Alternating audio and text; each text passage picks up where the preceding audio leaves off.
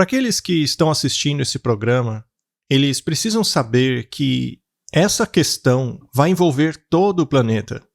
O primeiro destaque aqui é muito importante. É que todos os habitantes da Terra terão que escolher um lado. Por que estamos dizendo isso aqui? Que importância tem um dia? Por que Satanás ou mesmo Deus se preocupa com isso? Por que os adventistas do sétimo dia insistem nisso? E por que você deveria se preocupar? Quando Deus faz algo, Satanás sempre usa aquilo para si mesmo. Ele falsifica aquilo. Esse é o objetivo da contrafação? Ele sabe que não pode acabar com a verdade e então tenta contrafazê-la?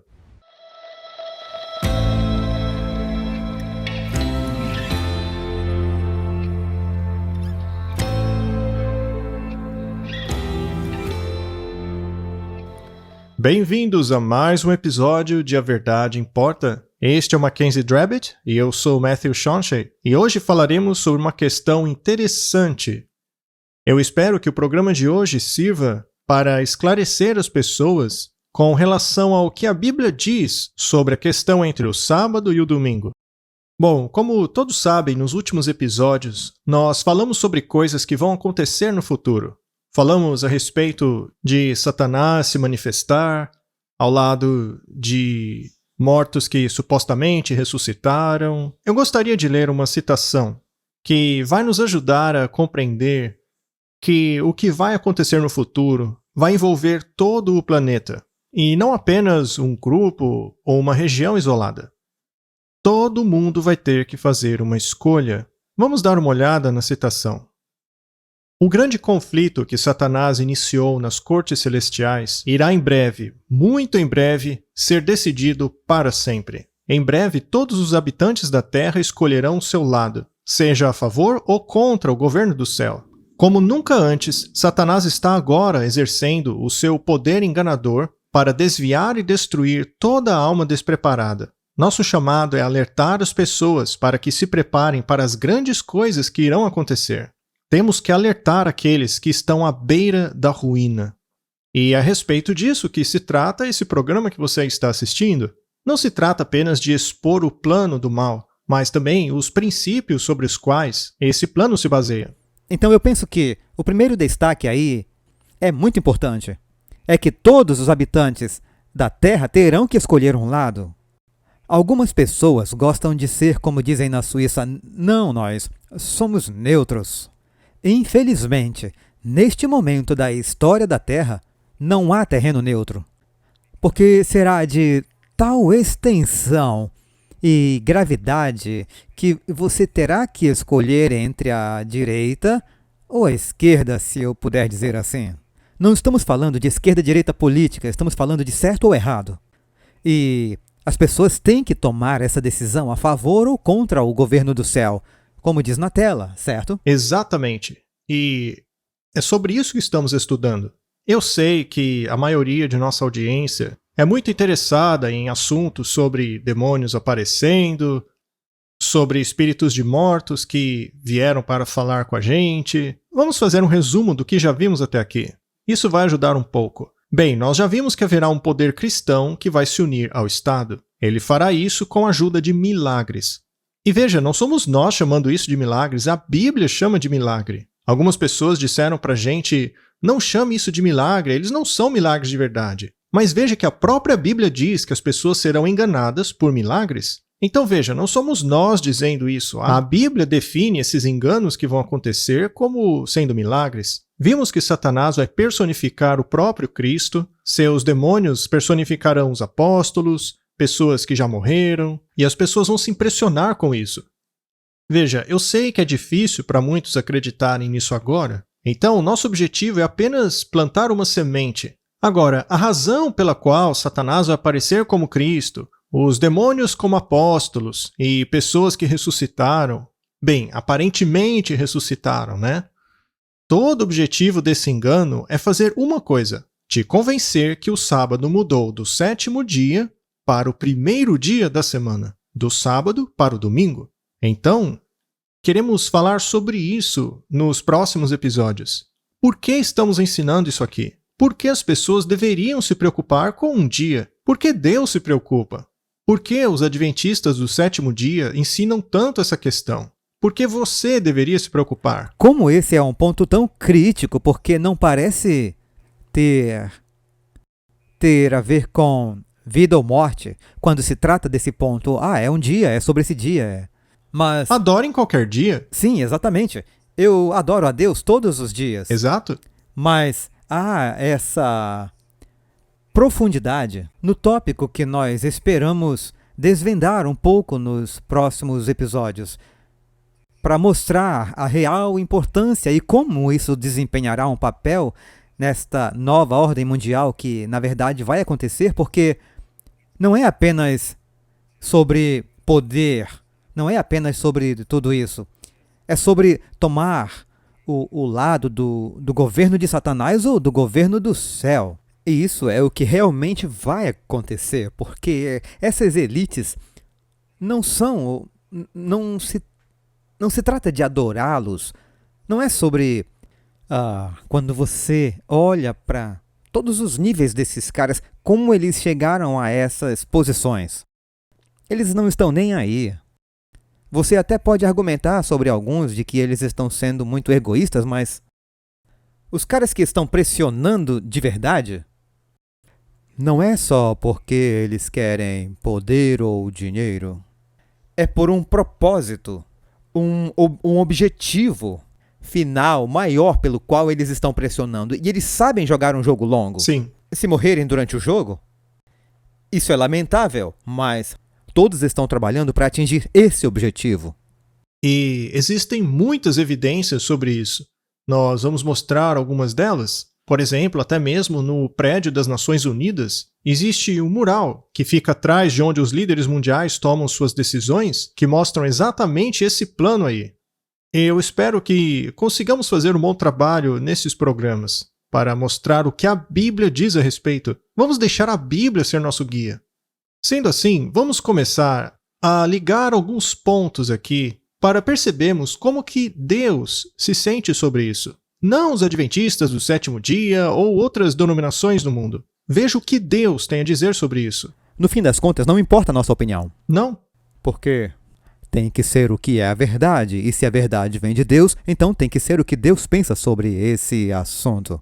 E ele vai falar claramente. Sim, eu mesmo já passei por várias indagações. No início, eu mesmo não era um guardador do sábado, mas conforme o tempo foi passando e eu fui investigando a verdade, quando aceitei que a Bíblia era a verdade e comecei a estudá-la, isso começou a mudar a minha visão de mundo. Não significa que todas as pessoas vão imediatamente aceitarem o que a Bíblia está dizendo, mas precisamos começar a colocar o nosso próprio eu de lado. Se existe alguma diferença entre o que Deus diz e como eu vivo, eu preciso começar a fazer algumas mudanças para viver de acordo com a vontade de Deus. Certo, um ponto que sempre insistimos aqui é que a natureza dessas coisas é um engano. E é muito interessante porque a maioria das pessoas, quando ouvem falar sobre essa questão do sábado e domingo, não apenas acham que isso não é um problema, como acham que está tudo bem com a guarda do domingo. Ora, essa é justamente a natureza do engano. É justamente fazer as pessoas acharem que não há problema nenhum com o erro. Elas dizem, imagina, isso não tem nada a ver. Isso mostra que o engano funciona, porque as pessoas não dão valor para essa questão. Se abrirmos agora nossa mente para essa questão, talvez possamos começar a perceber que coisas que achamos que estão ok, não estão. Do contrário, o engano não estaria funcionando. Então, como saber se essa questão é relevante ou não? Vamos à Bíblia, como sempre. Ela diz assim, pois haverá falsos cristos e falsos profetas, que mostrarão grandes sinais e maravilhas, de forma tal que, se possível, enganariam até mesmo os eleitos. O que eu acho interessante sobre esse verso é que diz falsos cristos. Isso mostra pra gente que se trata de uma contrafação cristã. Não é um engano genérico, não é falsos budas, falsos krishnas, mas falsos cristos, profetas associados a Cristo. Não se tratam de falsos profetas de outras denominações. Esse engano é relacionado ao cristianismo. É aí que está centrado o problema. E nós já falamos sobre essas grandes maravilhas que o mundo entende como sendo milagres. Mas ainda não falamos muito a respeito dos grandes sinais. Que sinais são esses que terão esse poder enganador tão grande?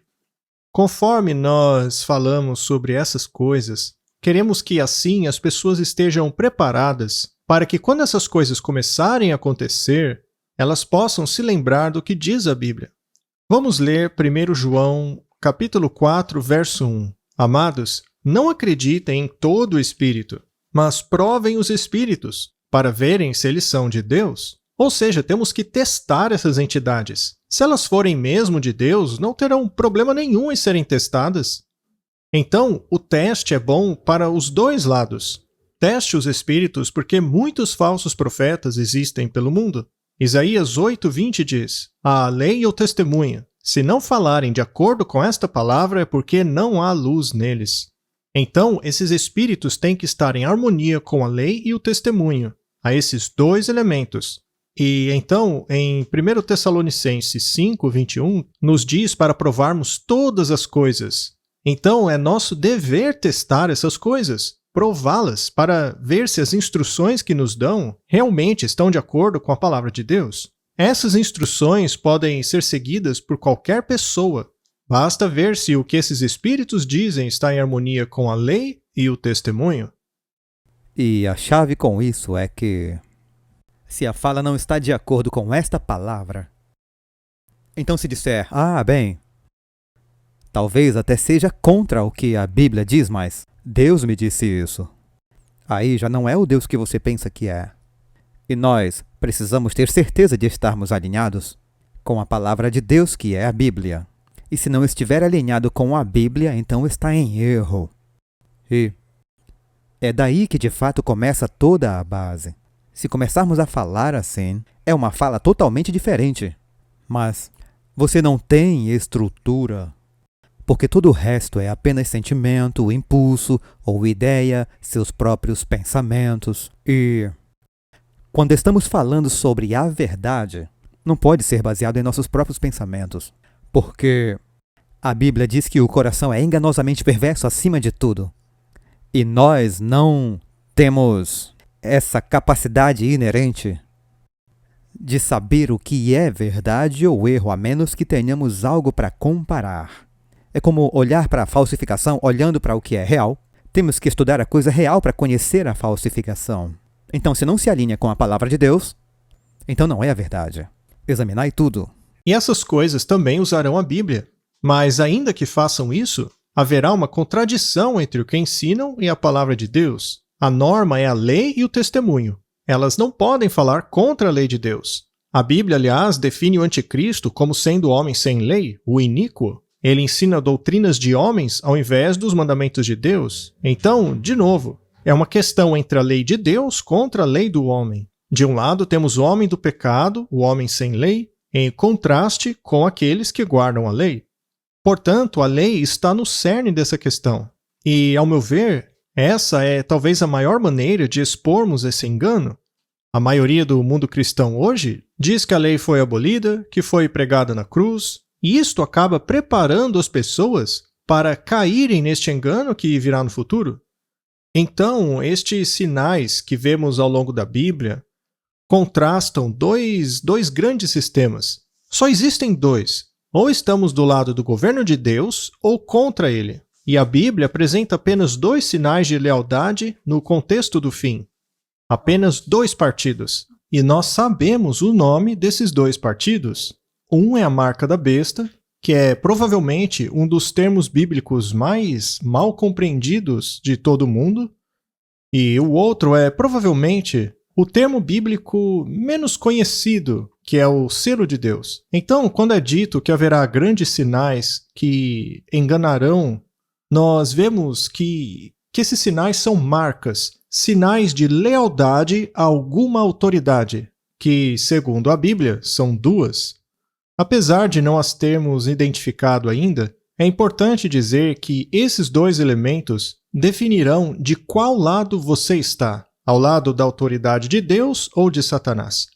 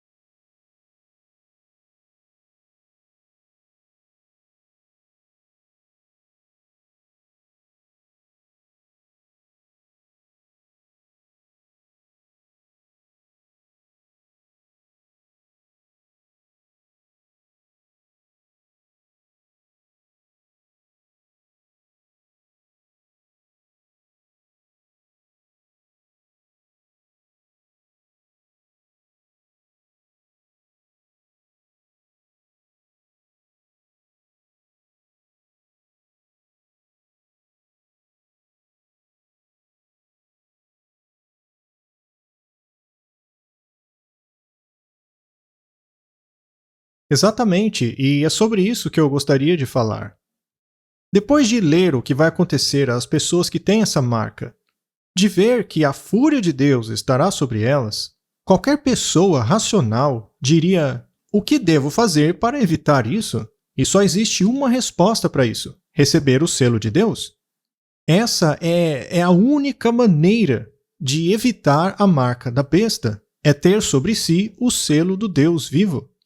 Algumas pessoas já me disseram que o selo de Deus não está na Bíblia, mas é claro que está. Está em Apocalipse 7, verso 2. E vi outro anjo subindo do Oriente, tendo o selo do Deus vivo. Ele bradou em alta voz aos 4 anjos a quem havia sido dado poder para danificar a terra e o mar. Eles receberam ordens para não causar dano nem à relva da terra, nem a qualquer planta ou árvore, mas apenas àqueles que não tinham o selo de Deus na testa.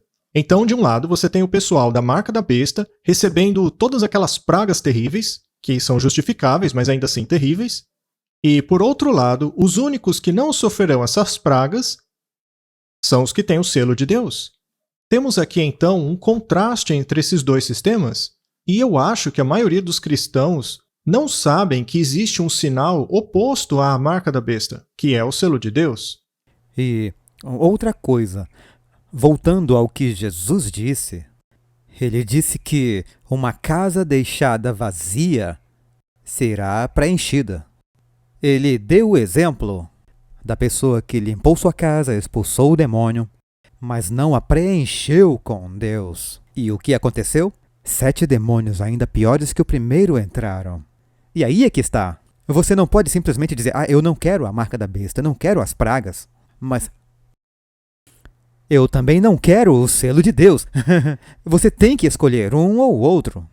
Se você simplesmente não tem o selo de Deus, você acabará recebendo a marca da besta. E veja só um exemplo. Já ouvi histórias de pessoas que me disseram terem saído do catolicismo.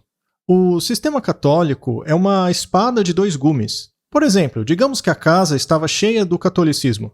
Aí a pessoa saiu do catolicismo por ter percebido que esse sistema não ensina o que está lá na Bíblia, mas aí essa pessoa joga fora o cristianismo junto ao catolicismo dela. Aí ela limpa a casa de tudo isso e passa a vaguear pelo mundo, esbarrando com nova era, espiritismo, comunicação com os mortos, todas essas coisas para encher a casa dela que tinha ficado vazia, por achar que o cristianismo e o catolicismo são a mesma coisa. E não são. Então, esse é o tipo de coisa que acontece muito hoje em dia. As pessoas vêm a mim dizendo: o meu irmão deixou o catolicismo e agora ele está imerso nessa coisa da nova era. Ele não lê a Bíblia mais. Portanto, o catolicismo, que representa o poder de Satanás na Terra, não apenas engana quem está lá dentro, mas também pode enganar quem sai do sistema e, por culpa dele, começa a seguir outras coisas que também são contrários à Bíblia e a Jesus. Bem, é isso que diz em Apocalipse 13, que o selo de Deus, há uma pequena diferença na aplicação do selo de Deus e a marca da besta. A marca da besta, não importa se está na sua testa ou na sua mão, mas com o selo de Deus tem a ver com algo intelectual, tem a ver com uma escolha sua. Satanás não se importa se você realmente o adora ou o adora indiretamente por não querer adorar a Deus. Ou que simplesmente não quer ter sua vida prejudicada, já que no final não vão poder comprar nem vender. Mas a questão é que as pessoas não vão querer ser excluídas de todo o sistema, ainda vão querer ser parte da sociedade. Mas pouco importa a Satanás a razão que te faz continuar nesse sistema. Então você está certo, mas a grande pergunta é: por que nós, adventistas, aqui nesse programa, insistimos nessa questão de que o domingo é o centro da controvérsia? Quando Satanás se manifestar, nós acreditamos que ele fará o seguinte: veja, com voz gentil e compassiva, ele apresenta algumas das mesmas graciosas e celestiais verdades que o Salvador pronunciou. Ele cura as doenças das pessoas e então, em seu disfarce de Cristo, alega ter mudado o sábado para o domingo e ordena que todos santifiquem o dia que ele abençoou.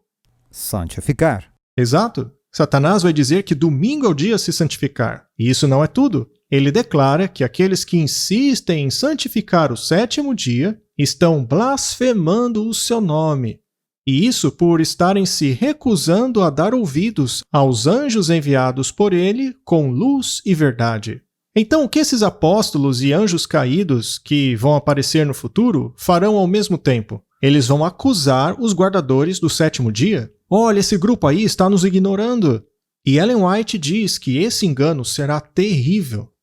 Veja então a quantidade de coisas acontecendo ao mesmo tempo. Agora dá para entender porque as pessoas não vão achar ruim que a igreja se una ao Estado. No entanto, haverá um grupo que não vai concordar com a mudança de dia.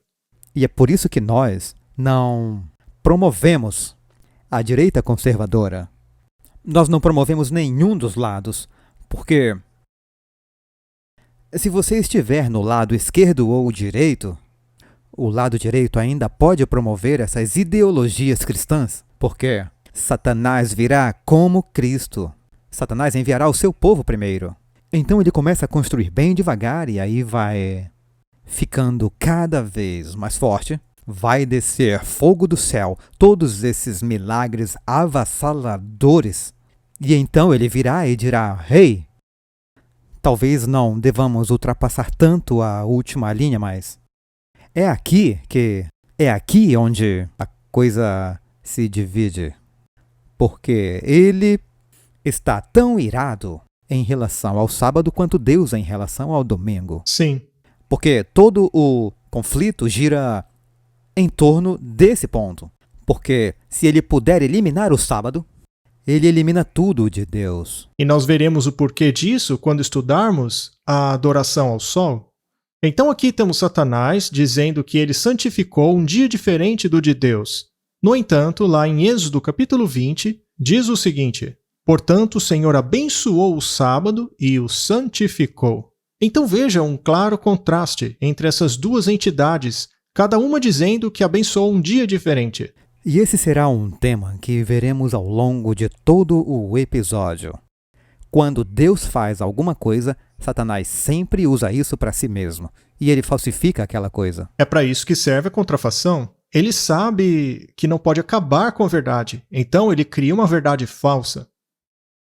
Portanto, a batalha será travada em torno do primeiro dia contra o sétimo dia. Existem alguns pensamentos em comum no cristianismo com relação a esse conceito.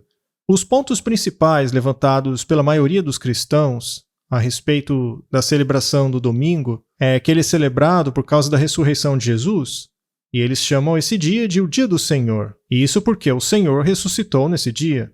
Eles também dizem que os apóstolos adoraram no primeiro dia da semana. A palavra domingo não está na Bíblia, mas sabemos que o primeiro dia da semana é o domingo. Por isso, eles acreditam que o sábado, o descanso de Deus, está agora no primeiro dia da semana, no domingo. Mas devemos nos perguntar qual dia Deus de fato o abençoou e santificou. Mas enfim, eu só estou salientando os pontos levantados pelos cristãos. E o último deles é que a lei moral, os 10 mandamentos, foram pregados na cruz. Portanto, continuar seguindo aquela lei é legalismo, já que a lei diminuiria aquilo que Jesus fez na cruz. Nós vamos agora falar a respeito dessas questões. Nós queremos apenas deixar claro que sim, nós sabemos exatamente os pontos levantados pelo mundo cristão. É por isso que vamos falar sobre eles. Porque nós queremos abordar a questão da adoração ao sol e sua relação com o primeiro dia da semana. A maioria dos cristãos não toma tempo para estudar essa história. Eles apenas seguem a tradição. Sempre fizemos isso, então vamos continuar. Deus não se preocupa com o dia. Mas vamos começar o estudo e ver como Deus se sente a respeito dessa tradição que ainda é guardada hoje. Como Deus se sente a respeito da adoração ao sol. E isso vai começar a nossa jornada, nos fará compreender o que realmente acontece nesse sistema de adoração. Mesmo. Acho que o melhor lugar para se começar a entender como Deus se sente em relação a isso está em Ezequiel 8. Lá nós vemos a visão que Ezequiel teve, na qual é mostrado a ele as coisas terríveis que a antiga Israel costumava fazer. A gente sabe que aquela nação tinha altos e baixos, e eu costumo perguntar às pessoas: você acha que Deus vê todas as coisas ruins no mesmo nível? Esse capítulo responde isso, nos mostrando que existem níveis de coisas que Deus abomina. Elas vão ficando cada vez piores, cada vez piores. Então nós vamos ler esse relato bíblico para vermos o que Deus disse ao antigo Israel com relação a esse ranking de coisas que ele abomina. Ezequiel capítulo 8, verso 1. E sucedeu, pois, no 6º ano, no 6º mês, no 5º dia do mês, estando eu assentado na minha casa, e os anciãos de Judá assentados diante de mim, que ali a mão do Senhor Deus caiu sobre mim. Podemos ver então que Deus se fez presente ali. E olhei, e eis uma semelhança como aspecto de fogo, desde o aspecto dos seus lombos, e daí para baixo era fogo, e dos seus lombos, e daí para cima, como aspecto de um resplendor como a cor de âmbar. E estendeu a forma de uma mão, e tomou-me pelos cabelos da minha cabeça, e o Espírito me levantou. Então ele agora está em visão, ok? E o Espírito me levantou entre a terra e o céu, e levou-me a Jerusalém em visões de Deus, até a entrada da porta do pátio de dentro. Muito bem, agora o profeta foi levado ao templo de Jerusalém, a porta que olha para o norte, e também sabemos que o norte tem relação aonde Deus reside no céu, onde estava o assento da imagem dos ciúmes, que provoca ciúmes. Muito bem, então essa é a primeira coisa que Deus está mostrando. Continuando. E eis que a glória do Deus de Israel estava ali, conforme o aspecto que eu tinha visto no vale. E disse-me, Filho do homem, levanta agora os teus olhos para o caminho do norte. E levantei os meus olhos para o caminho do norte, e eis que do norte, da porta do altar, estava a imagem de ciúmes na entrada. Muito bem, então o profeta vê um ídolo assentado na porta do templo, na direção do norte. E disse-me, Filho do homem, vês tu o que eles estão fazendo? As grandes abominações que a casa de Israel faz aqui? Então esta é a primeira apresentação daquilo que Deus considera a abominação. É um ídolo de ciúmes. Para que me afaste do meu santuário, mas ainda tornarás a ver maiores abominações. Muito bem, então o que vemos aqui é idolatria na casa de Deus. Acontece que ainda há coisa muito pior. Verso 7. E levou-me à porta do átrio. Então olhei, e eis que havia um buraco na parede. E disse-me, Filho do homem, cava agora naquela parede. E cavei na parede, e eis que havia uma porta. Então ele me disse, entra e vê as malignas abominações que eles fazem aqui. Muito bem, então aqui vemos um elemento de segredo, uma adoração secreta que estava acontecendo de maneira secreta. E entrei e olhei, e eis que toda forma de répteis e animais abomináveis e de todos os ídolos da casa de Israel estavam pintados na parede em todo o redor. A primeira era pública, mas essa abominação era secreta. E não era apenas um ídolo, eram vários ídolos. Eram vários ídolos diferentes. E diante deles estavam 70 homens anciãos da casa de Israel. Muito bem, quem está por trás disso? São bruxas e pagãos? Ou seriam supostos filhos de Deus? A Bíblia diz 70 homens dos anciãos de Israel. Então, não são os cananeus, moabitas, mas são os israelitas fazendo essas coisas abomináveis. E no meio deles estava Jaazanias, filho de Zafã, e cada um tinha na mão o seu incensário, e subia uma espessa nuvem de incenso. O que seria isso? O que o incenso e incensário representavam na cerimônia do antigo santuário? Tem a ver com as orações e o Espírito Santo. Sim. Então agora não estão apenas fazendo isso em segredo, mas os homens de Israel estavam usando até mesmo coisas que faziam parte do lugar santo do templo. O incensário, a nuvem de incenso que representa a oração dos santos. Tudo isso estava sendo feito em segredo nesse culto abominável. E isso ainda acontece hoje? Como se isso fosse o certo. Como se fosse certo. Mas deve haver alguma coisa de errado. Do contrário, não estariam fazendo em segredo? Eles não estão fazendo isso à vista de todos? Será que hoje existe alguma religião cristã que ainda usa o incensário e adora ídolos? Com certeza.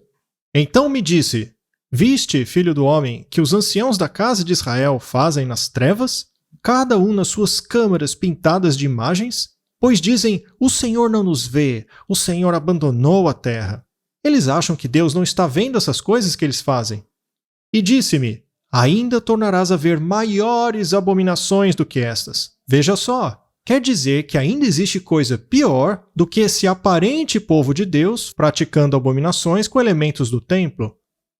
É ainda pior. Vamos lá, verso 14. E levou-me à entrada da porta da casa do Senhor, que está do lado norte, e eis que estavam ali mulheres assentadas chorando a Tamuz. Então vemos de frente da casa do Senhor essas mulheres chorando para o deus Tamuz.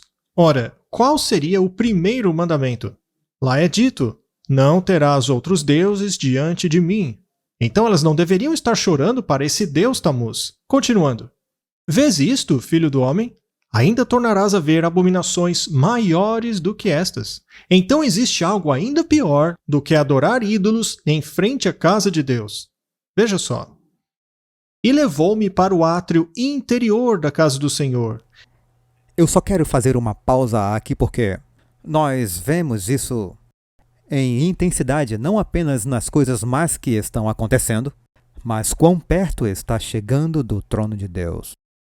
Primeiro estamos de fora, depois para o portão, no altar, e depois perto do incenso, e agora estamos entrando na corte interna da casa do Senhor, para essas grandes abominações. E quem tem acesso ao interior do templo? Os sacerdotes? Então não é só o antigo Israel. O sumo sacerdote. Estes são os sacerdotes, as pessoas que deveriam não apenas ser o povo de Deus quanto à população, mas literalmente os seus ministros, os seus servos.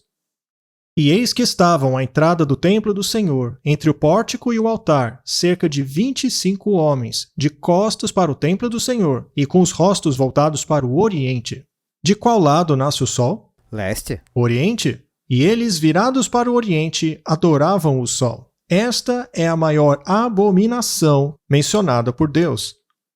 É a adoração ao sol por parte daqueles que dizem ser sacerdotes de Deus.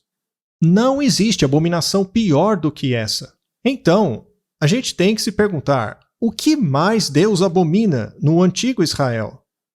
Adoração ao sol. Adoração ao sol. Literalmente, adoração ao sol. Não há nada pior. E esse é o ponto-chave aqui, porque quando você chega ao sábado versus domingo, o dia do sol, essa é, na verdade, a linha definidora aqui. E sim, existem os argumentos em que as pessoas dizem: bem, nós adoramos no domingo por causa da ressurreição de Cristo. Mas, primeiro, não há evidências bíblicas para isso. Número 2, não há evidência histórica para isso. E conforme avançarmos, vamos mostrar que nenhuma dessas entidades aí, exceto as modernas que estão dando desculpas para adorar no domingo, elas sabem que o domingo não tem nada a ver com a Bíblia. Sim. Então, nós temos essa dicotomia, essa divergência entre o que Deus quer em sua mais sagrada corte interna e o que eles estão fazendo, que é virarem para o sol, em conexão com aquele que pouco antes estava chorando por Tamuz.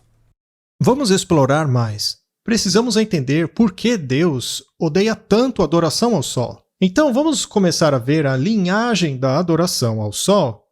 Como ela começou? De onde vem? O que ela diz sobre o elemento do sol? E esse estudo nos levará ao passado, para a história de Nimrod, Semiramis e Tamuz. E interessante que o Talmuz foi um dos nomes mencionados ali na Bíblia. Então as pessoas não podem nos acusar dizendo que a gente está inventando alguma coisa.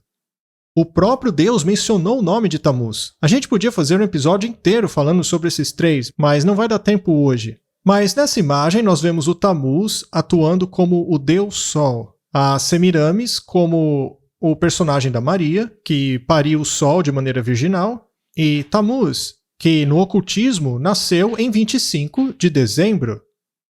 E aí a gente começa a se perguntar por que o Natal da Igreja Católica é celebrado em 25 de dezembro, já que não existe nenhuma evidência que sugira que Jesus tenha nascido nesse dia.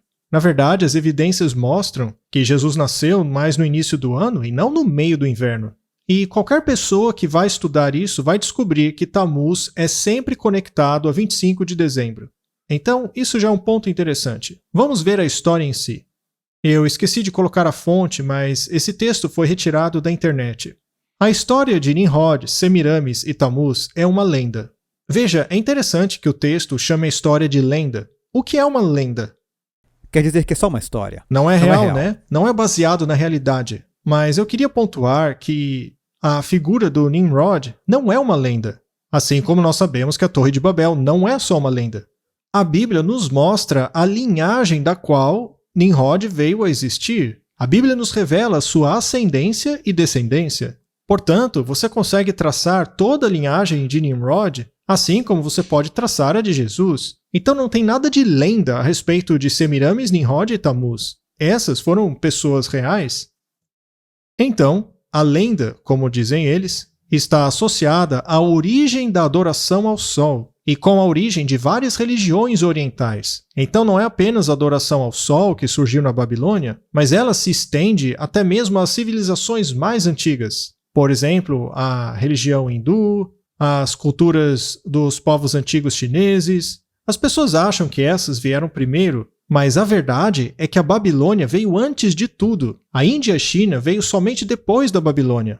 Ao estudar os registros verificáveis mais antigos, tanto das culturas baseadas na Índia como das culturas baseadas na China e das outras culturas asiáticas, todos os registros verificáveis de adoração a deuses nessas antigas culturas eram de deuses sóis. Quando as pessoas dizem, mas essas culturas aí têm mais de 40 mil anos, não tem como elas provarem isso. Mas a evidência verificável, aquilo que é provável, as mais antigas, tem a ver com a adoração ao Sol. Então essa declaração é verdadeira. Continuando. De acordo com a lenda, e nós sabemos que não é uma lenda, Nimrod foi um poderoso rei que governou a cidade da Babilônia. Para quem não sabe, a Babilônia ficava na região do Iraque hoje em dia. Nimrod era conhecido por sua força e habilidade de conquistar outras nações. É dito que ele construiu a famosa Torre de Babel para alcançar aos céus e construir um nome para si mesmo. Ele queria chegar às alturas do céu. E isso tudo está realmente na Bíblia, certo? Quer dizer, algumas das histórias deificadas conectam-se a Nimrod. É óbvio que diriam que é uma lenda, mas o personagem e as pessoas conectadas a isso são muito reais. Os eventos e lugares são bem reais. Sim, os lugares são reais, as pessoas também. Talvez alguns elementos das versões ocultistas tornaram-se lendas, porque elas dizem que ele tornou-se o Deus Sol. Muito bem. A mulher de Nimrod, Semiramis, engravidou enquanto seu marido estava fora numa campanha militar. Ou seja, ela teve uma concepção virginal. Ela alegou que a criança foi concebida de maneira milagrosa e que o pai da criança era o Deus Sol. Ela deu nome ao seu filho de Tamuz, dizendo que este era a reencarnação de seu marido morto, Nimrod. Então veja que o Nimrod teria reencarnado como Deus Sol em seu filho Tamuz. Aquelas mulheres chorando em frente ao templo do Senhor na visão de Ezequiel estavam literalmente chorando por Tamuz, que era um falso Deus, quebrando assim o primeiro mandamento de Deus. Isso é uma contrafação de Cristo. Após a morte de Nimrod, Semiramis tornou-se rainha regente e passou a promover a adoração de Tamuz como Deus, que na Igreja Católica é a Maria. Na Igreja Católica, a Maria é a rainha do céu. Esse título veio primeiramente da Semiramis, que depois foi transferida a Ísis, que também era chamada de rainha do céu, e depois para Maria. O nome da verdadeira Maria foi jogada na lama pelo sistema católico. Então já podemos ver aí uma conexão entre tudo. Ela alegava que Tamuz era o filho do Deus Sol e que ele tinha poder para trazer fertilidade à terra e os mortos de volta à vida. Quem tem o verdadeiro poder de dar fertilidade à terra e de ressuscitar os mortos? Só Deus. Só Deus? Então, estamos começando a ver esses elementos da adoração ao Sol tomar atributos que pertencem apenas ao verdadeiro Deus. Então é por isso que, novamente, veremos essas coisas acontecendo. Porque a exaltação daquele último movimento para o dia do Sol, adoração ao Sol, tem que ser trazidas com todas as coisas ligadas a essa questão de Tamuz. E a questão deles voltados para o Oriente. Sim, e tudo vai no sentido de contrafazer as coisas que Deus fez com suas próprias mãos. Esta é sempre a tática de Satanás.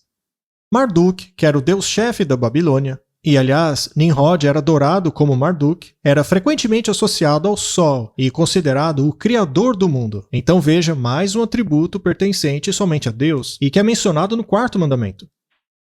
Eles também adoravam a deusa do céu e fertilidade, chamada de Ishtar, e conhecida também como Semiramis e Ísis, associada também ao Sol e à estrela da manhã. Veja como tudo está conectado, esses nomes, elementos, títulos. Sabemos que Jesus é a estrela da manhã. E também sabemos que Lúcifer é referido como a estrela da manhã.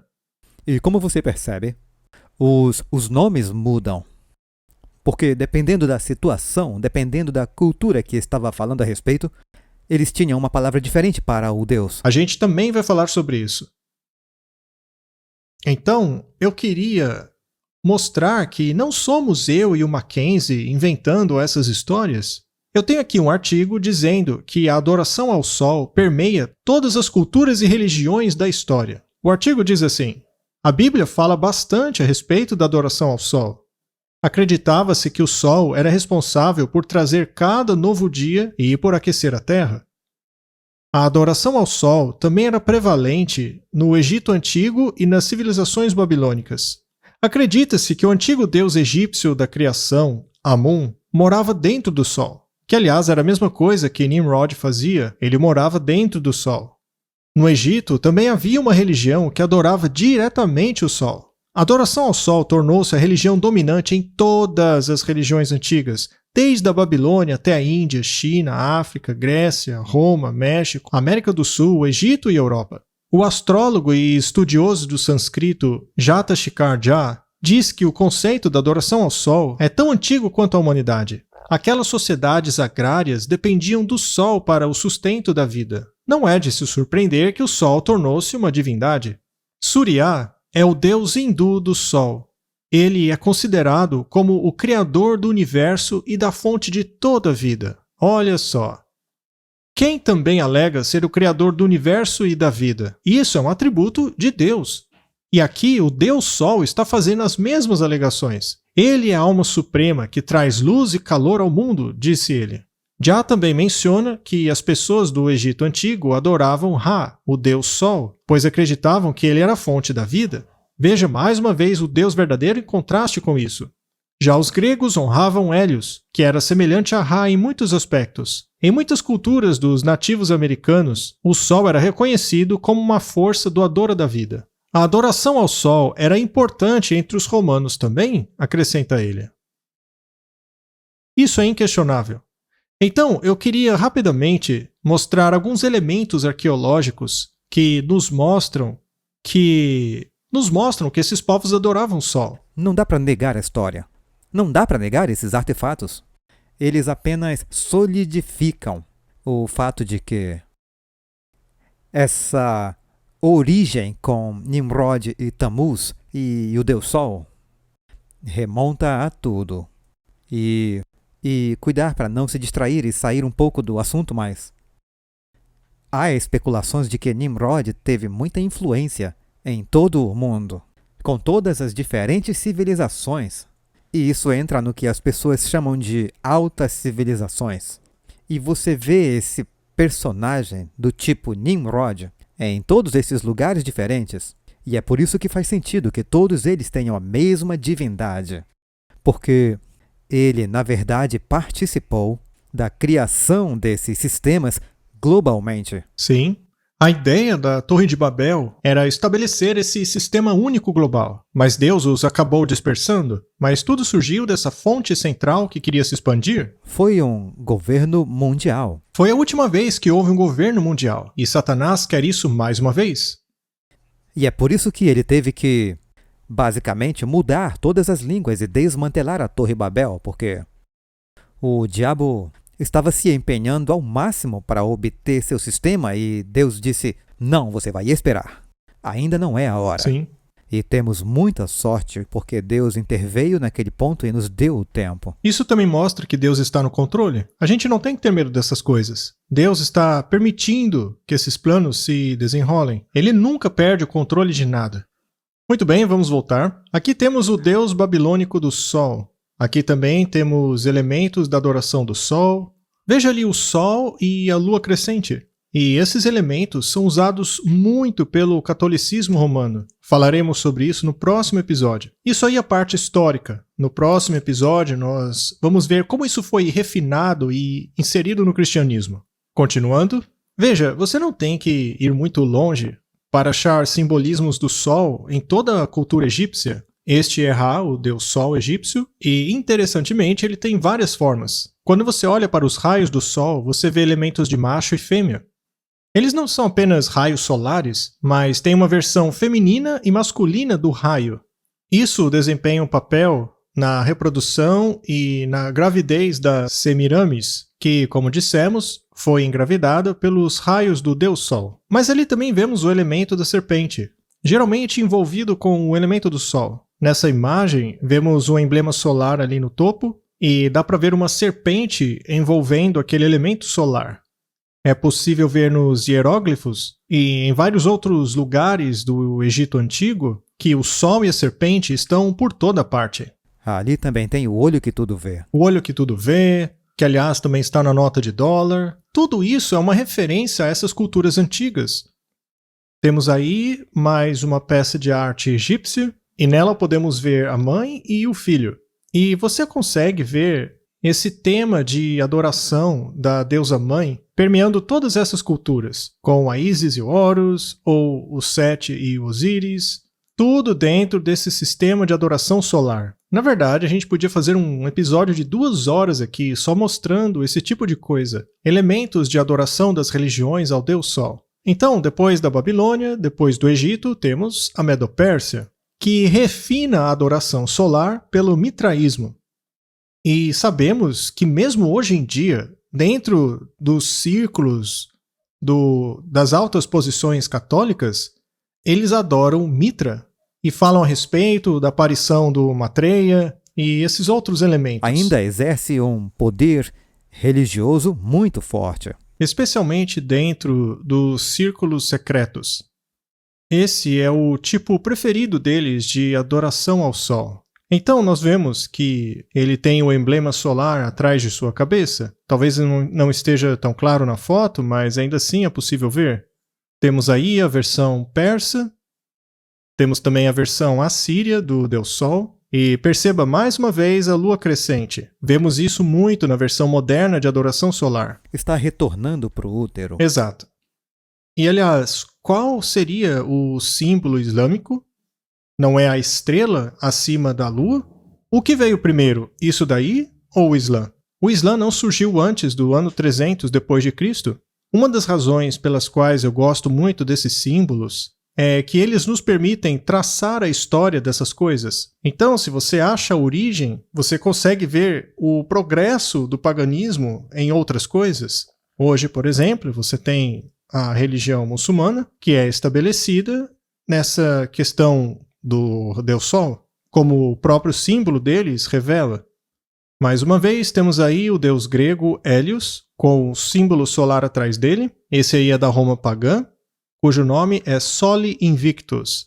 Mas não é apenas nessas culturas. O que dizer a respeito das religiões modernas?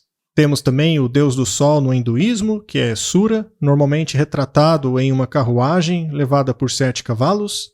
E o número 7 é um número importante no sistema de Deus, que representa 7 cores da luz e os 7 dias da semana. Sura é considerado o afugentador das trevas, o provedor da vida e do crescimento e é adorado como um ser de prosperidade e saúde. Então veja, todos esses elementos tipicamente representam Deus. Até mesmo no budismo, o sol pode ser utilizado como uma metáfora, um símbolo de iluminação. Se você vai para a Tailândia e certas partes da Ásia, veremos o símbolo do sol atrás dessa deidade budista, de muitos ídolos e estátuas que eles têm por lá. Então, estamos começando a ver que a adoração solar permeou todas as culturas ao longo dos séculos. E me surgiu a curiosidade de pesquisar na Bíblia quais são os deuses contra os quais Deus nos alerta especificamente. E, curiosamente, existem 7 deles, que são mencionados pelo nome: Baal, Astarote, Ashera, Chamós, Dagon, Moleque e Tamuz. 7 deuses diferentes. Bem, pode parecer, Mas o que realmente vemos é que Baal, nas outras culturas, acaba levando o nome de Marduk. Ele também é chamado de Tammuz, Dagon, Júpiter, Nimrod, Mitra, Ra. Então são 7 deuses ou apenas um? E esse Deus é o mesmo Deus. É a mesma entidade. Atrás de tudo isso, eu ainda poderia mencionar outros nomes, mas a gente não tem tempo para isso. Vamos dar uma olhada em Baal. Ele é considerado por muitos estudiosos uma versão cananita do deus babilônico Marduk e idêntico à deidade assíria Haddad. Na cultura cananita, ele também era o governante do céu, assim como o deus do sol. Então veja, mais uma vez, estamos vendo uma tendência aqui. Muito bem, agora que vimos que Baal e Marduk são o mesmo deus, vamos dar uma olhada mais próxima na história de Marduk. Marduk era o deus-chefe da Babilônia, o filho imortal de Utu. Veja que interessante, esse deus tinha um filho imortal. Então vemos mais uma vez esse elemento do relacionamento entre pai e filho, assim como a natureza imortal do filho. Continuando, ou o bezerro do deus Sol, Utu. Agora você entende o que os israelitas fizeram no deserto? E é por isso que Deus ficou tão bravo. Logo abaixo de onde ele estava dando a eles os 10 mandamentos, eles puseram um bezerro que representava o deus Sol. Exatamente. Isso desde a época do período Hammurabi, do Código de Hammurabi. Marduk tornou-se astrologicamente associado ao planeta Júpiter. Isso é muito interessante, porque quando os deuses gregos foram adotados por Roma, o deus grego Zeus teve o seu nome trocado para Júpiter, e você encontra o Júpiter lá no Vaticano hoje. E depois o Júpiter se tornou Pedro, na mesma Basílica de São Pedro. E falaremos sobre isso no próximo episódio. É quase inacreditável que eles tenham adotado todas as divindades pagãs. É só uma mudança, é só um termo para a mesma coisa. Repetidamente, porque é a mesma batalha, o mesmo grande conflito que Deus está lutando. É o seu dia ou o domingo. Agora, ele não foi chamado Dia do Sol. Desde o início era o primeiro dia. Mas é em homenagem ao Sol. Exatamente. A importância de Marduk cresceu significativamente na cidade de Babilônia, tornando-se o deus mais importante da Babilônia, sendo considerado o criador dos céus e da terra, o que nos faz lembrar na hora do 4º mandamento. Vamos a um outro deus agora, o Quemos. Utu, ou Shamash, como foi conhecido posteriormente, era adorado pelos mesopotâmios como uma deidade solar. Então, desses 7 nomes, uma característica identificadora de todos eles é que eram todos relacionados ao Sol. Utu era responsável por assegurar que o Sol atravessasse os céus, uma vez que o Sol é fonte de toda a vida na Terra. Qual é a verdadeira fonte da vida? Deus. Deus, não o Sol. Foi Deus quem colocou o Sol no céu. Deus é a fonte de toda a vida. A função de Utu era muito mais importante do que apenas dar vida ao mundo. Os mesopotâmios acreditavam que, em sua capacidade como Deus Sol, Utu tinha o poder para ver tudo o que estava acontecendo no mundo durante o dia. Ele era capaz de enxergar por meio dos enganos. Jeová também faz isso. Portanto, Utu era adorado como Deus da verdade e justiça. Mais uma vez, esse é o Deus da Bíblia. Continuando, nesta função, Utu também servia como juiz tanto dos homens e deuses. Quem é o juiz de todas as coisas? O Deus verdadeiro. Esses deuses que ele menciona aqui, nesse sentido, são os anjos caídos. Durante a noite, Utu tornou-se juiz do submundo. A associação do Utu à justiça também é evidente pela alegação feita pelo rei babilônio Hammurabi, que seu código de lei foi dado a ele pelo Deus Sol. Ora, veja só que ele também tem um conjunto de leis, e que foi implementada por ordem sua, ordem do Deus do Sol. E para aqueles que acham que tudo isso não passa de religião antiga e que não é importante para nós hoje, bem, se você for ao prédio da Suprema Corte em Washington, você vai encontrar lá um relevo no lado sul do edifício. E nesse relevo, você vê a história dos legisladores. E um dos mais antigos, adivinha quem era? Hammurabi. E até mesmo o site da Corte Suprema Americana menciona que Hammurabi recebeu as primeiras pedras com a lei, ou seja, o código. Ele teria recebido isso do deus do sol babilônico. A entidade bem na frente desse relevo é o deus Sol, dando a sua lei através do tempo. Ela também teria sido dada em pedras. Então, veja só, tudo isso não pode ser coincidência. Não há dúvida nenhuma que essas pessoas aí tinham pleno conhecimento do que significava esse código. E também tem outra parte lá nos Estados Unidos que mostram que o Código Legal americano é baseado no Código de Hammurabi, que eu teria recebido do Deus Sol. Isso remonta a alguns dos nossos primeiros episódios onde falamos sobre a origem da América. Porque era um governo semelhante a um cordeiro, que era para ser baseado na liberdade, mas ao mesmo tempo, essas pessoas, quando ele estava sendo fundado, estavam tentando implementar suas coisas aqui e quando todos esses edifícios foram construídos, você pode ver isso. Porque se fossem apenas os protestantes cristãos que estivessem no desenvolvimento da América, você não veria um deus babilônico como legislador reconhecido ao longo dos tempos e agora também nesses edifícios. Exato. E eles prestam reverência a isso.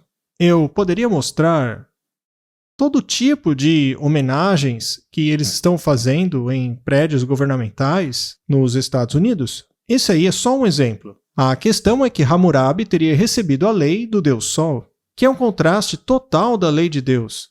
Muito bem, Mackenzie. Vimos então que todos esses atributos foram transferidos da adoração solar de Babilônia para outros sistemas. E esses deuses procuram visivelmente ocupar o lugar do Deus da Bíblia. De acordo com o quarto mandamento, qual seria o título de Deus? Quando olhamos para o quarto mandamento, ele é dividido em diferentes porções. E lá diz que ele é o Criador dos céus e da terra, que é uma das principais coisas. E esses outros deuses estão reivindicando ser o Criador também, o doador de vida. E é exatamente nesse quarto mandamento que está definindo de quem ele está falando. E esse sistema também diz que os deuses dele são criadores do céu e da terra, que podem ressuscitar os mortos. Então, dentro desses nomes desses deuses, há toda uma descrição que nos revela de quem esses deuses estão tentando usurpar o lugar. E uma vez que esteja no quarto mandamento que diz para honrar o dia de sábado para santificá-lo, 6 dias trabalharás e farás todo o teu trabalho. E depois fala sobre Deus o Criador. Ao guardar o sábado, você está mostrando a qual Deus você está homenageando. Por isso, se você faz isso num dia diferente, você está adorando a um Deus diferente. Você não está adorando o Criador dos céus e da terra. Você não está adorando aquele que lançou os fundamentos, o Deus da Bíblia. Você está adorando outra coisa, que está relacionado a Tammuz e voltado para o Oriente. Qualquer um pode adorar a Deus em qualquer dia. Mas qual dia esses sistemas escolheram para eles? Veja, nós estudamos e oramos todos os dias, mas Deus separou o 7º dia como um tempo especial. Então, por que Deus separou o 7º dia? Para qual propósito? Bem, ele disse para descansar. Então, era para ser uma reflexão a Deus, para que aquele dia não fosse, você não se preocupasse com mais nada além das coisas de Deus. Então era 1/7 do seu tempo, reservado para se concentrar apenas nas coisas divinas celestiais e para adorar e comungar com Deus e honrar aquele que foi o Criador em homenagem à criação dos 7 dias. O objetivo do 7º dia era pararmos para lembrarmos que Deus criou tudo. Seu propósito é nos fazer lembrar que Deus é o Criador da criação, o poder máximo desse universo. Quando as pessoas dizem, eu adoro no domingo porque Cristo ressuscitou no domingo. Veja, a gente também celebra a ressurreição de Cristo. Mas o verdadeiro propósito do sábado, e eu vejo muitos cristãos hoje chamando o domingo de sábado, O propósito do sábado não era lembrar a ressurreição de Jesus, mas a criação. Quando foi guardado o primeiro sábado? No primeiro sétimo dia, com Adão e Eva. Isso foi antes do Sinai, antes dos judeus. E Deus descansou no sétimo dia, depois que ele criou todas as coisas. Ele descansou. Ele santificou esse dia. As pessoas dizem que os mandamentos só teriam sido dados no Sinai. Ora, como pode ser isso se Adão e Eva pecaram e pecado é transgressão da lei? A lei já devia estar atuante lá no Jardim do Éden. E eles guardaram o sábado porque o sábado foi naquele primeiro sétimo dia. Desde aquele momento, a humanidade deveria guardar o sábado. Então, as pessoas que dizem que a lei só foi dada no Sinai estão equivocadas. A lei teve que ser dada no Sinai porque os israelitas haviam se esquecido da lei de Deus, se esquecido do próprio Deus. Aquilo foi uma reiteração do que sempre houve desde o início do mundo. O êxodo aconteceu. Eu acho que as pessoas não entendem a cronologia do que aconteceu. O êxodo não foi, 100 anos após o Éden, ou 500 anos, ou 1000 anos após o Éden. Foi milhares de anos após o Éden. Foi um longo espaço de tempo. Então, muita coisa aconteceu antes do êxodo do Egito. E se esse é o primeiro lugar em que o sábado foi introduzido, ou qualquer um dos 10 mandamentos, não faz nenhum sentido, porque todo o tempo antes nós temos vários exemplos de quebra dos 10 mandamentos. E falando sobre isso, antes de serem dados fisicamente em placas de pedra para que pudessem segurá-los de forma tangível.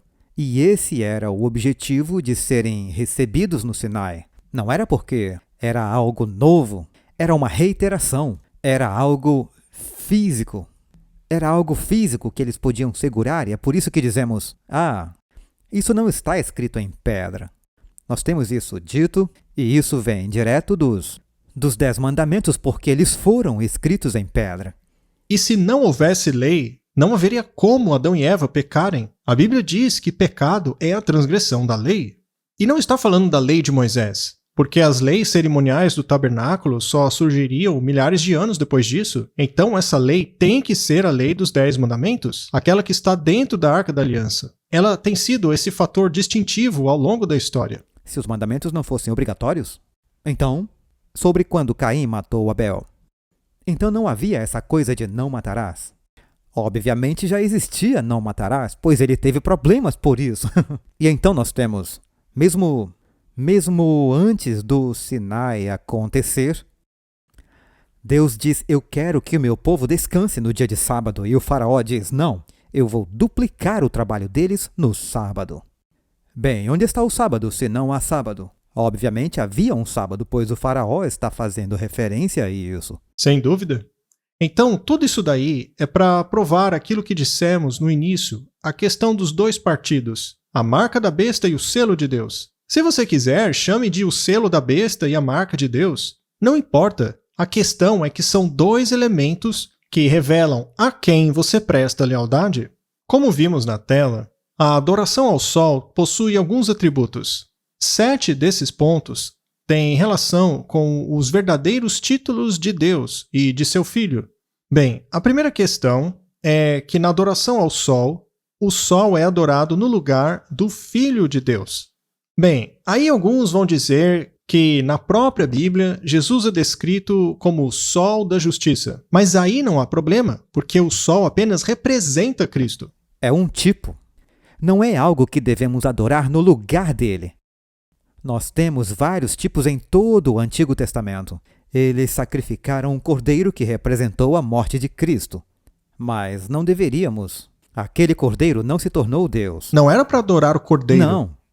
Então esses tipos são apenas para entendermos o conceito, não para substituirmos Deus com ele. Esse falso sistema substituiu Cristo pelo objeto, pelo símbolo. Não devemos adorar o símbolo, mas aquele a quem ele representa. Jesus é o caminho, a verdade e a vida. Ele é a luz do mundo.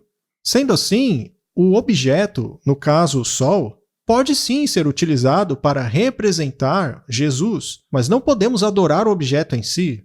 Então, esse é um dos problemas. O outro problema é que eles alegam que o sol seria o criador de tudo.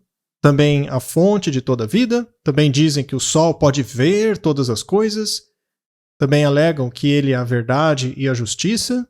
Outra questão é que o sol é adorado nas maiores culturas da história. E, finalmente, o sol é sempre associado ao primeiro dia da semana.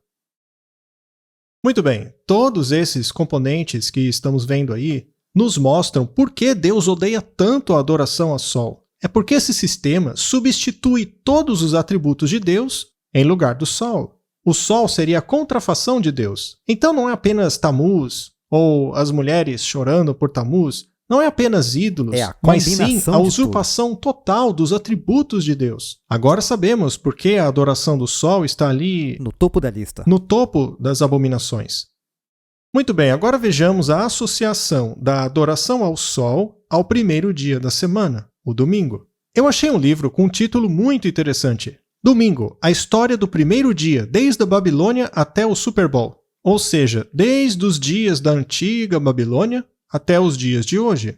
O livro menciona o fato de que o domingo sempre foi o primeiro dia da semana em todas as culturas. O que mais contribuiu para a elevação do status do dia do sol entre os pagãos foi o mitraísmo. E como vimos, o mitraísmo foi bem preeminente no Império Medo-Persa.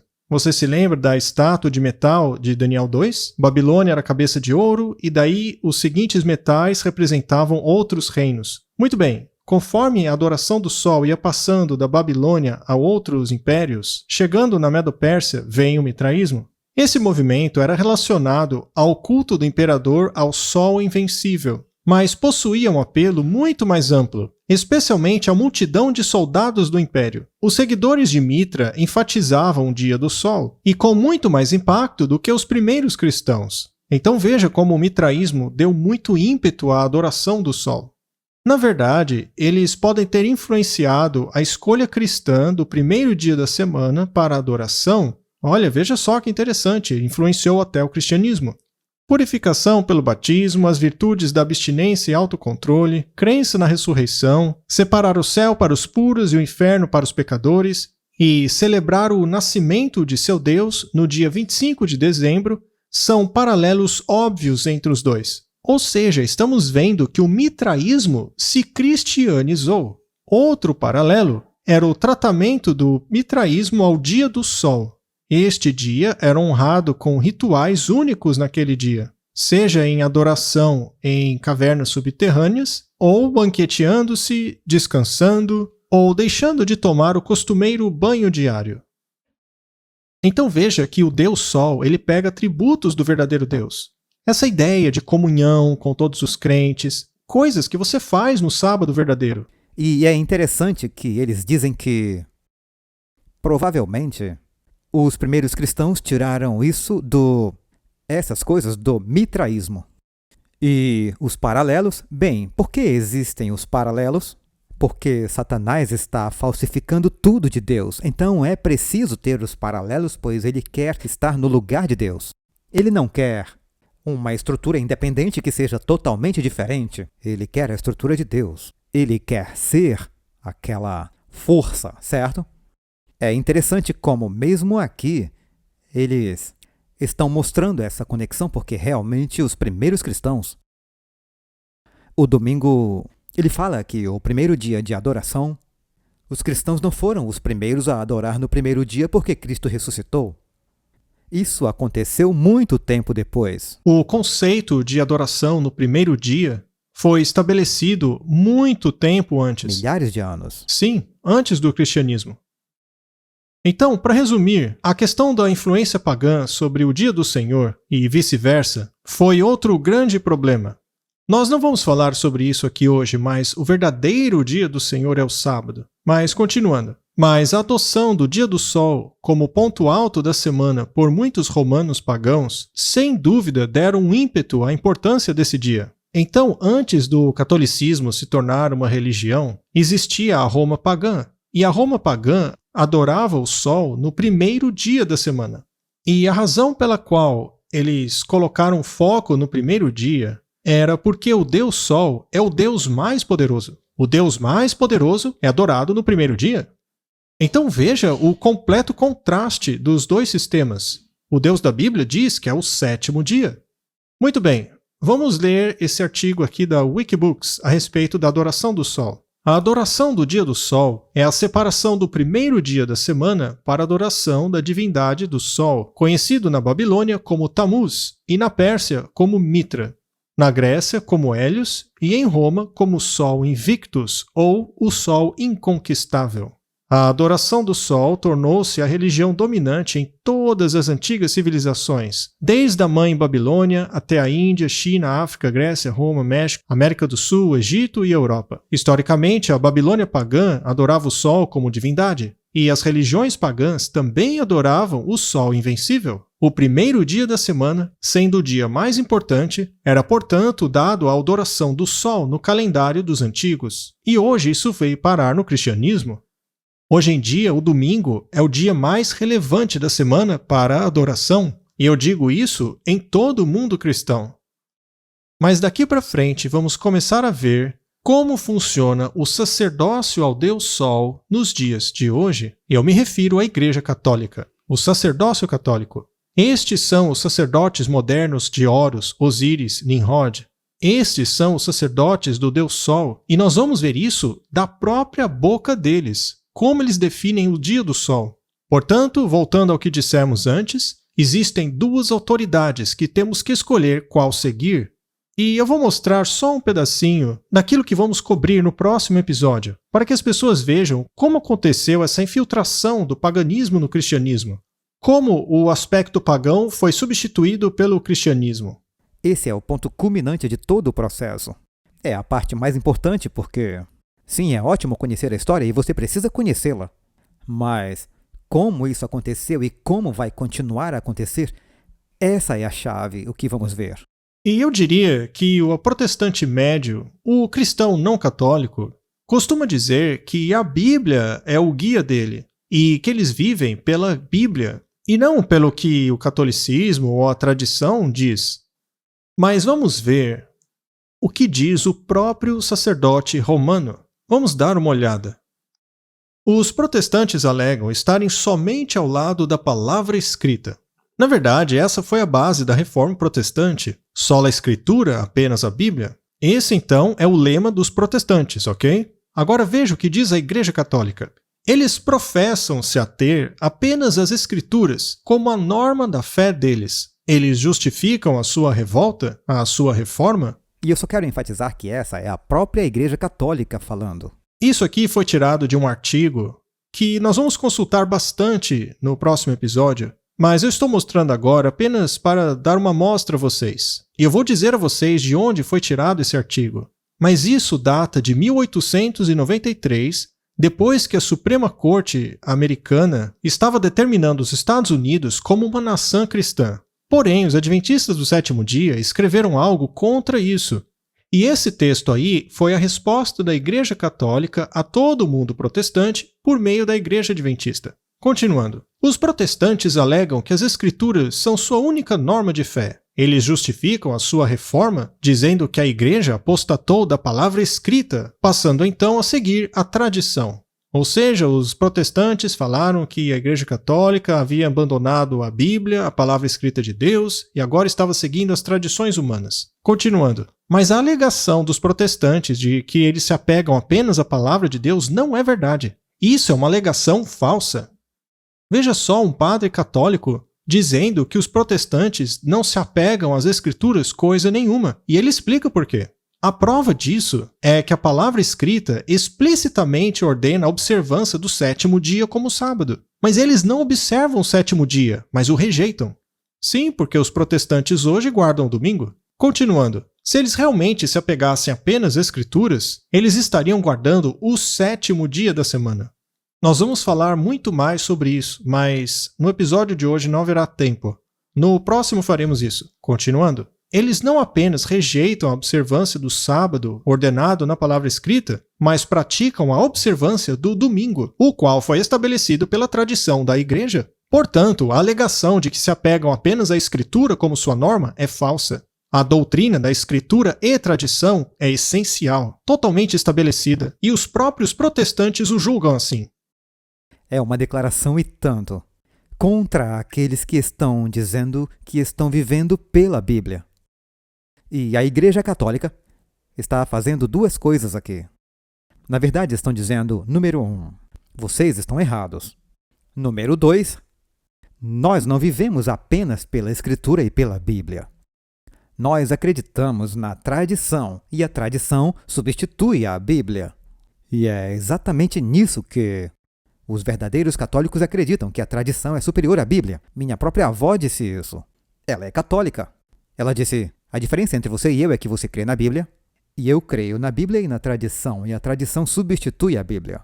E nós falaremos muito sobre isso no próximo episódio. Nós vamos estudar profundamente esse primeiro artigo de todos os 4 que falam a respeito desse tópico. E veremos que a razão pela qual Deus odeia tanto a adoração ao sol é porque isto é a marca da oposição ao sistema de Deus. É a marca do sistema opositor a Deus. Então, como eu já disse, no próximo episódio vamos continuar falando sobre esse assunto, mas com relação à nossa realidade hoje. E veja, eu sei que tem muitos bons cristãos aí fora que observam o domingo. Eu não estou dizendo que eles adoram conscientemente a Satanás. Esta é a razão pela qual sair da Babilônia ainda é possível. Como diz em Apocalipse, lá diz que a nossa mensagem agora é saiam da Babilônia. Porque todo o sistema do domingo é o sistema da Babilônia. É Tammuz, é Nimrod, é toda a adoração ao sol. E nós estamos chamando-os para deixar o sistema babilônico. Sim, e é por isso que a Bíblia chama esse sistema de Babilônia. Porque começou lá na Babilônia e vai terminar com a Babilônia. O reinado dela vai se estender por mais algum tempo. Isso porque as ideologias e mentalidades e adorações e práticas se transferiram ao longo do tempo até o cristianismo de hoje, e isso vai culminar com a marca da besta. Portanto, se você adora nesse dia, conscientemente ou não, você está descartando o Deus da Bíblia e reconhecendo o poder e tradição da Igreja Católica Romana. No próximo episódio, nós vamos falar muito mais sobre isso. Se você é católico, por favor, vá até o seu padre e pergunte se isso tudo que falamos é verdade. Nós faremos uma lista de perguntas que você pode fazer ao seu padre e você vai ficar chocado com as respostas que receberá dele. Porque eles não vão negar aquilo que falamos para você. No fim das contas, cabe à pessoa escolher seguir ao Deus da Bíblia ou seguir a Igreja Católica. O que muitos fizeram a vida inteira. Mas eles não vão dizer que o que dissemos aqui é uma mentira. Eles sabem que o domingo é uma versão paganizada que foi adaptada para a religião cristã, praticada hoje no mundo todo. Então, no próximo episódio, vamos falar mais sobre essa questão. Queremos ajudar as pessoas a compreenderem o que é santo aos olhos de Deus e o que não é santo, para que possam receber o selo de Deus e evitar a marca da besta. E evitem a marca da besta e evitem as pragas e a ira de Deus, porque nós não queremos que ninguém se perca. Não queremos que ninguém seja pego desprevenido quando essas coisas começarem a acontecer. E quando eles estiverem recebendo pressões reais do governo, do mundo, do povo, contra o que Deus está pedindo, eles precisam ter fé e perceber que Deus está no controle, e algumas dessas coisas que estão acontecendo podem ser muito assustadoras. E muitos simplesmente, eu não quero ouvir porque isso me deixa estressado. Mas precisamos entregar isso a Deus porque, como disse, quando olhamos para Babel, e Deus desconstruiu aquilo, porque não era o momento. Que Deus está no controle quando todas essas coisas acontecem. Ele não está simplesmente permitindo que o diabo corra solto e descontrolado. Ele é quem está no controle de tudo isso e precisamos ter fé de que Ele vai nos proteger dessas coisas também.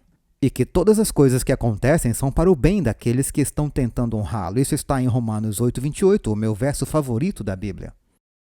E que tudo coopera para o bem daqueles que são chamados de acordo com o seu propósito. E quando olhamos para o 4º mandamento e olhamos para o selo de Deus versus a marca da besta, nós vemos essa distinção.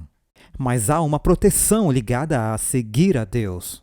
Não só temporalmente agora, mas para termos esperança depois de que Ele vai voltar e de que faremos parte do seu novo reino quando o pecado for totalmente eliminado.